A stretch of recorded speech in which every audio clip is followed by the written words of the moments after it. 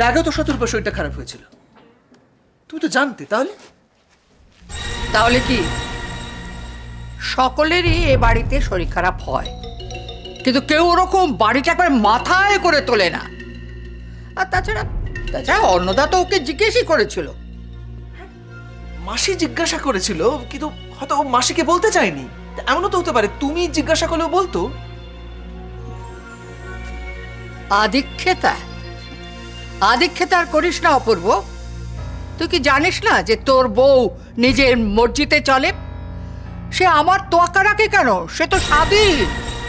আমি যে বড় সেটা ও কোনোদিন মেনেছে? সে নিজের মতে অফিস যায় আর অফিস থেকে ফেরে। একদিন তো তার শরীর স্বাস্থ্য নিয়ে জিজ্ঞেস করায় শুধু আমি বিপদে পড়ে গিয়েছিলাম। মা, এ বাড়িতে তোমরা যদি সবাই যে যার মর্জি মতো চলো, তাহলে কিন্তু প্রবলেমটা কোনোদিনই সলভ হবে না। ডাক্তারবাবু বলে গেলেন যে শতরূপা ঠিক মতো খাওয়া দাওয়া করে না। What is this? তুই তো জিজ্ঞাসা করতে পারতি তো। একটা মেয়েকে আমি স্ত্রীর মর্যাদা দিয়ে এই বাড়িতে নিয়ে এসেছি, এখন তার দায় দায়িত্ব তো আমাদের। শোন অপূর্ব, এই বয়সে তোর বউয়ের খেয়াল খুশি মতন চলা আমার পক্ষে সম্ভব নয়। বাড়ির আর সকলে যদি ঠিক মতন খাওয়া দাওয়া করে তাহলে ও করতে পারে। এখন তুই যদি বলিস তোর বউয়ের পেছনে আমি খাবারের থালা নিয়ে ঘুরে ঘুরে ওকে খাওয়াবো, তাহলে কিন্তু হবে না, সম্ভব নয়।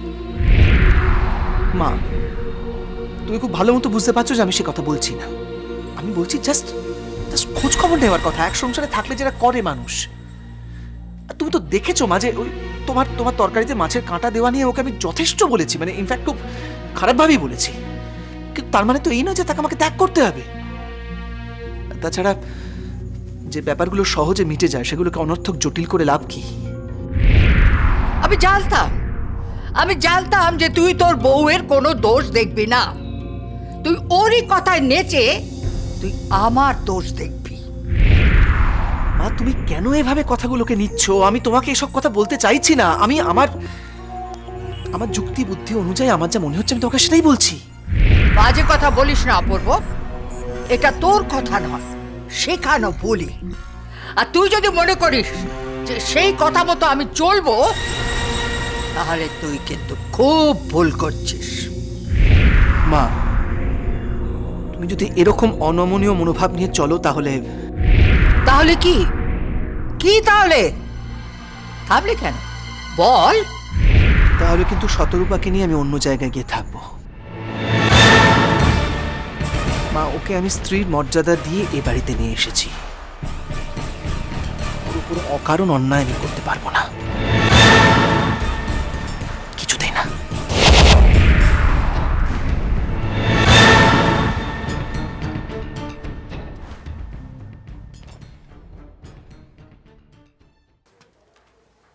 বাবা, আজ কোন দিকে সূর্য উঠলো যে তুমি এখানে এসে বসে আছো?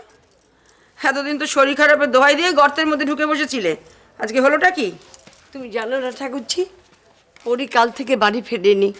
কালকে সারাটা দিন রাত্রির আমার যে কি উৎকণ্ঠায় কেটেছে। আরে জানি সব জানি। এতে তুমি আশ্চর্য হতে পারো, কারণ তুমি অনেকদিন ঘর থেকে বেরোনি বলে। আমি একটু আশ্চর্য হইনি। আশকারা দিয়ে ওকে মাথায় তুলেছে ওর বাবা মা। দেখো কোথায় গিয়ে নষ্টামি করছে। ঠাকুরজি, এভাবে কথা বলছে কেন? পরি সেরকম মেয়েই নয়, আর এবারে শিক্ষার দীক্ষাও তেমন নয়। থামো তো বৌদি, এই বাড়ির গুণকীর্তন আমাকে আর শিখিও না। দাদা এতদিন হলো বাড়ি ফিরলো না, সে নিয়ে কারোর কোনো মাথা ব্যথা নেই। পরি ফিরছে না বলে এমন আদিক্ষেতা করছো তোমরা, যেন মনে হচ্ছে পরি মরেই গেছে। এরকম অলক্ষণের কথা কেন বলছো? কখন কি কথা পড়ে যায় কেউ বলতে পারে? আর তাছাড়া পরি তো দাদু খোঁজ করছিল। কি খোঁজ করেছে গো বৌদি? কি খোঁজ করেছে? ওই আছে এক কি জানো রঞ্জিত বাবু, তাকে ফোন করে দায়িত্ব শেষ। হ্যাঁ, এদিকে কাগজে টিভিতে ছবি বেরোবে বলে কোথাকার একটা রাস্তা থেকে মেয়েকে তুলে নিয়ে এসে এত কাণ্ড করলো। তুমি পরীকে না আদিক্ষেতা করো না বৌদি। একটা অসহায় মেয়েকে সাহায্য করা কি অপরাধ? আর তাছাড়া পরি তো বরাবরই এরকম, অন্যায় সহ্য করতে পারে না। এখন পরি যার সঙ্গে কোলাকুলি করছে না, সে বড় ভয়ঙ্কর লোক, ওই দুর্যোধন তলাপাত্র। দেখো, সেই হয়তো কিছু করে দিয়েছে পরীকে। সে করতে পারে না পৃথিবীতে এমন কোনো কাজ কিন্তু নেই, তার পেছনে লেগেছে পরি। কিছু করেছে মানে? অনেক কিছুই করতে পারে দুর্যোধন তলাপাত্র। যেমন ধরো পরীকে গুম করে দিতে পারে, পরীকে কোথাও পাচার করে দিতে পারে, আবার প্রাণেও মেরে দিতে পারে। বিশ্বাস নেই ওকে কিছু। কি বলছো কি তুমি? তোমরা কেউ ওকে সাবধান করোনি? 1000 বার করেছি, বহুবার করেছি, পই পই করে বারণ করেছিলাম। আমাদের কথা শুনলে তো উল্টে আমাদেরই দোষারোপ করা হয়েছে যে আমি আর সুজিত মিলে নাকি লোক দিয়ে পরীকে গুম করিয়েছি। বাহ বাহ বাহ বাহ। আসলে এত কথা কেন জানো? ওই মন্ত্রীকে আমরা আমাদের বাড়িতে নিয়ে এসেছিলাম বলে। বুঝুক ঠেলা, এতদিন ধরে সব নাকে তেল দিয়ে ঘুমোচ্ছিল, এবার বুঝবে কত ধানে কত চাল। দেখো বৌদি, একটা কথা আমি পরিষ্কার বলে দিচ্ছি, আমার মনে হয় পরী আর এ বাড়িতে ফিরবে না, কাজেই ওর মায়া ত্যাগ করাই ভালো। ঠাকুরজি,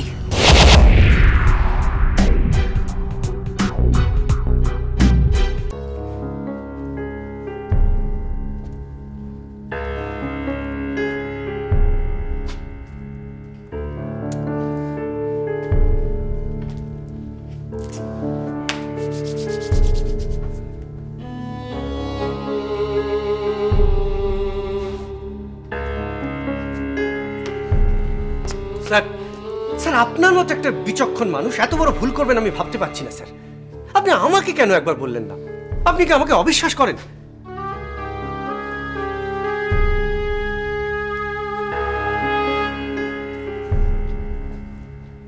স্যার, এতদিন আপনি নিশ্চয়ই জেনে গেছেন পরি চৌধুরী যে সে মেয়ে নয়। ও নেটওয়ার্ক বেশ ভালো, এক কথায় সিএম অবধি পৌঁছে যেতে পারে। বড্ড কাঁচা কাজ করে ফেলেছেন স্যার। আরে বাবা, মানছি তো।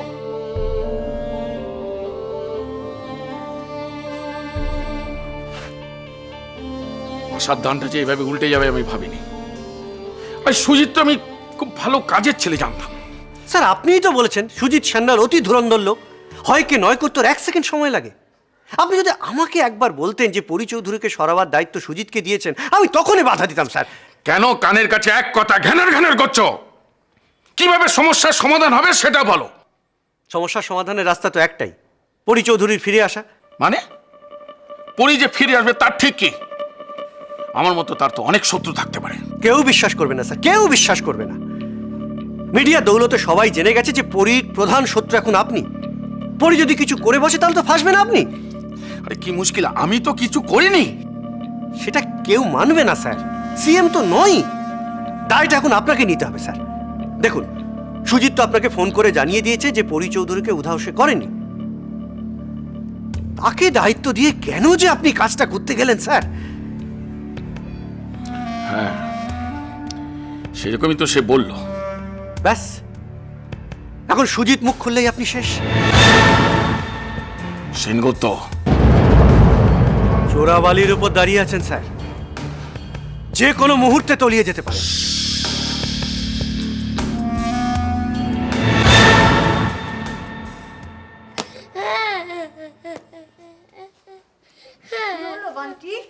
তুই কাঁদছিস কেন বাবা? খিদে পেয়েছে? ও বৌমা, বৌমা, আরে এগুলো ছুঁড়ে ছুঁড়ে ফেলছিস কেন বাবা? আরে নষ্ট হয়ে যাবে বাবা, তুলে রাখ, তুলে রাখ। ভেঙে যা, আমি কিচ্ছু নেবো না। আরে শোন, তুই আমার কাছে আয়। কোনো কথা শুনবো না, আমার মাকে এনে দাও। কি হয়েছে মা? ডাক্তার দেখো না, বৌমা সব ছুঁড়ে ছুঁড়ে ফেলছে, বলছে মাকে এনে দাও। ও মা, বান্টি এগুলো ফেলছিস কেন? তুলে দাও। আমার মাকে এনে দাও না। আমার মা কোথায়? বান্টি জেদ করে না, তুই তো জানিস তোর মা একটা কাজে গেছে। কি কাজ? কখন আসবে? কোন কাজ? তুই তো জানিস তোর মা তোর জন্মদিনে গিফট কিনতে গেছে। বৌমা, সকাল থেকে ওকে কিছু খায়নি? চল বাবা, খাবি চল। আগে বলো মা কখন আসবে? একটু পরেই এসে যাবে, তুই লক্ষ্মী ছেলের মতন খেয়ে নে। যা বাবা যা, পড়ি এসে যদি শোনে না যে তুই খাসনি, তাহলে কিন্তু অনর্থ বাঁধাবে। যা বাবা যা। তুমি আমার মিথ্যে কথা বলছো, মা আর ফিরবে না।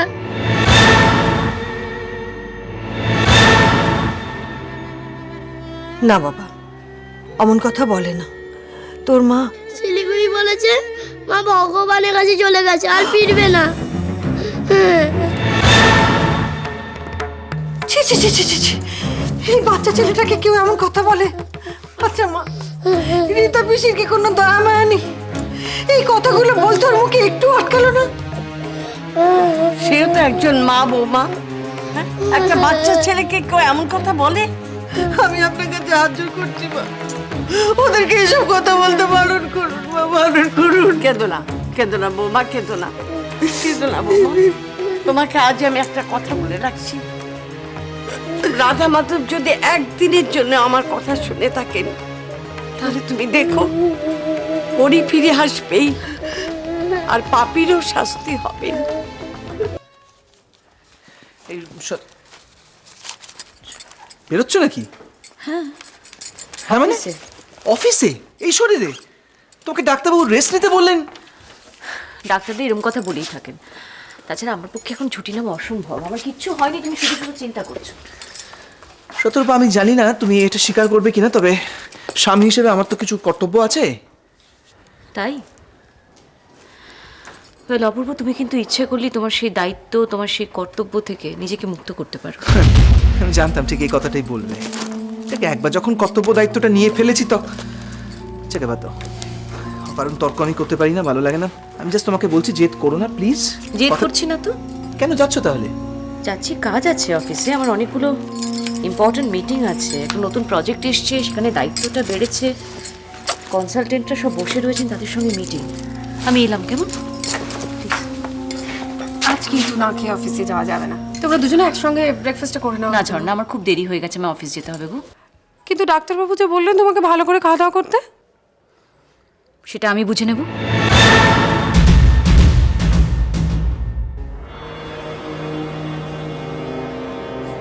সরি। কি জানো, কই মাছের প্রাণ তো এত সহজে মরবো না।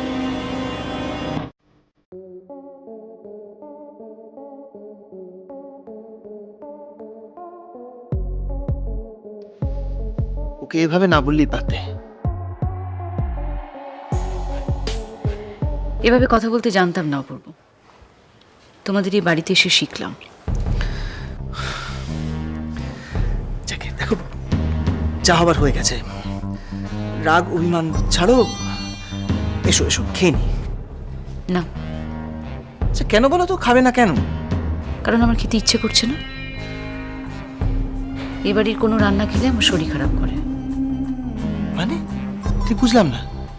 দেখো অপূর্ব, সেদিন যে ডাবের জলটা দেওয়া হয়েছিল সেটা খাবার পর থেকে আমার শরীরটা খারাপ করেছে। দাঁড়াও দাঁড়াও দাঁড়াও, মায়ের দেওয়া ওই প্রসাদী ডাবের জলটা খেয়ে তোমার শরীরটা খারাপ হয়েছে? মানে তুমি এইটা মিন করতে চাইছো? আমি কিচ্ছু বোঝাতে চাইছি না অপূর্ব। হ্যাঁ বলতে চাইছো তো।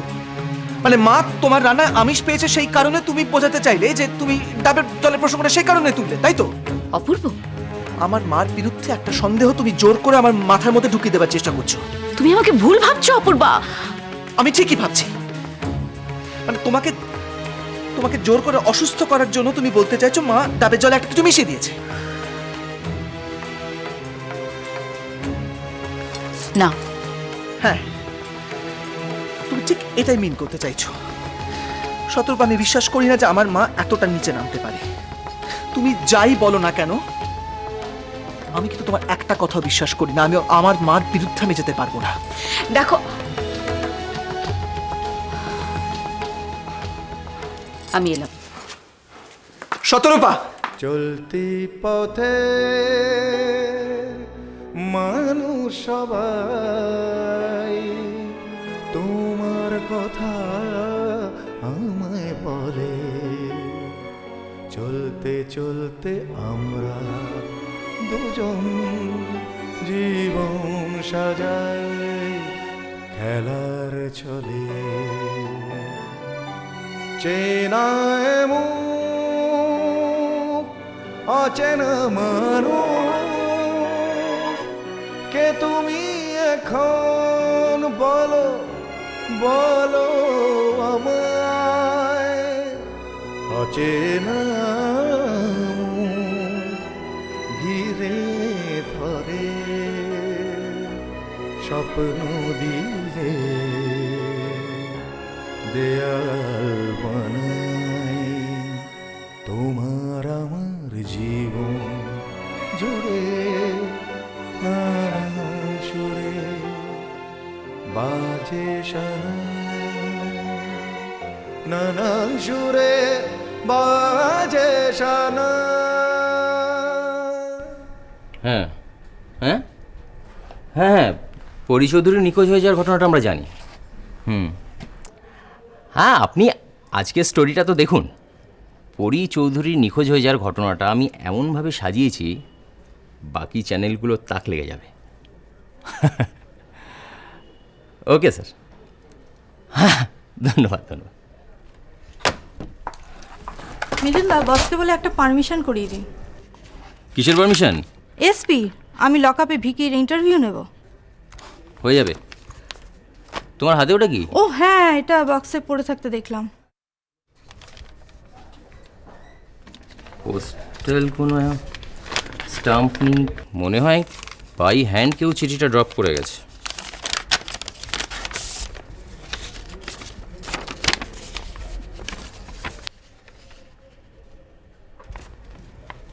আমি পরি চৌধুরী আপনাদের জানাচ্ছি, মন্ত্রী দুর্যোধন তলাপাত্রর বিরুদ্ধাচরণ করায় মন্ত্রী আমাকে বিপদে ফেলতে পারেন। আমার যদি কোনো অঘটন ঘটে তার জন্য দায়ী থাকবে মন্ত্রী দুর্যোধন তলাপাত্র।